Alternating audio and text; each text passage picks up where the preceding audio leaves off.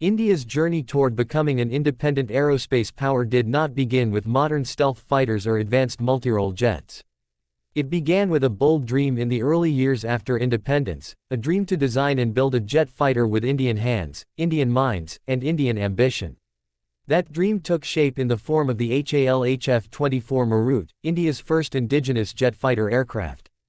At a time when newly independent nations relied almost entirely on foreign military hardware, India chose a far more difficult path. It chose self-reliance. In the 1950s, the Indian Air Force was still flying aircraft sourced from abroad. Leaders in New Delhi understood that true sovereignty could not exist without technological independence, especially in defense. Hindustan Aeronautics Limited, known as HAL, was given a historic responsibility to design and manufacture a jet fighter inside India. This decision alone was revolutionary. India had limited experience, limited infrastructure, and limited access to advanced jet engine technology. Yet the ambition was enormous. To turn this vision into reality, India brought in one of the greatest aircraft designers of the era, Kurt Tank. He was the legendary German engineer behind the famous Focke-Wulf fighters of World War II. Working alongside Indian engineers, Kurt Tank helped lay the foundation of what would become the HF-24 Marut. This collaboration was not about copying foreign designs, it was about learning, innovating, and building something uniquely Indian. Inside HAL's Bangalore facilities, design boards were filled with blueprints, calculations, and experiments. Indian engineers worked day and night, many of them young and inexperienced but deeply motivated. The Marut was envisioned as a twin-engine, supersonic-capable fighter with strong ground attack capability.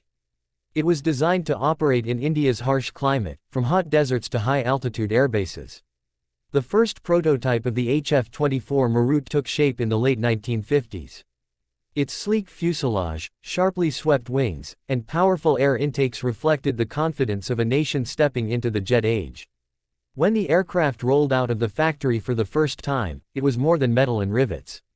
It was a symbol of India's determination to stand on its own. The Marut made its first flight in 1961, a historic moment for Indian aviation. As the aircraft lifted off the runway, it carried the hopes of an entire country. Test pilots reported stable handling, strong low-level performance, and impressive structural strength. For a first-generation indigenous jet, these were remarkable achievements. However, the journey was not without challenges. The biggest obstacle the Marut faced was its engine. Originally, the aircraft was intended to use a more powerful engine that would allow it to reach sustained supersonic speeds. Due to political restrictions, funding issues, and technology denial regimes of the Cold War era, India was unable to secure the desired engines. As a result, the Marut flew with underpowered engines, limiting its top speed. Despite this limitation, the HF-24 Marut proved to be an excellent strike aircraft. Its rugged design allowed it to carry heavy weapon loads, including rockets, bombs, and cannons.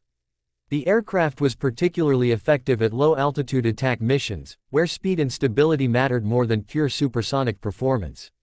The Indian Air Force inducted the HF-24 Marut into operational service in the mid-1960s. Squadrons equipped with the Marut began intensive training, learning to exploit its strengths. Pilots appreciated its solid handling, survivability, and powerful gun armament. Ground crews admired its toughness and ease of maintenance compared to many foreign jets. The true test of the Marut came during the 1971 Indo-Pak War. This conflict would cement the aircraft's place in Indian military history. HF-24 Maruts were deployed in ground attack roles, striking enemy airfields, supply lines, and troop concentrations. Flying at low altitude, often under heavy fire, Marut pilots demonstrated extraordinary courage. One of the most notable aspects of the Marut's performance in combat was its durability. The aircraft could absorb damage and still return safely to base. Its twin-engine configuration provided additional safety during combat missions. Enemy forces quickly realized that the Marut was not an aircraft to be underestimated.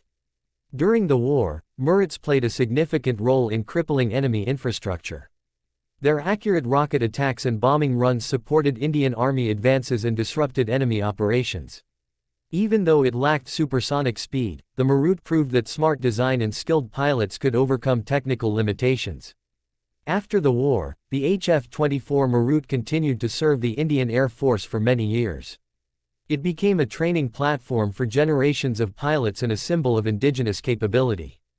However, as technology advanced, newer aircraft with better engines, radar systems, and missiles began to enter service. By the late 1980s, the Marut was gradually phased out.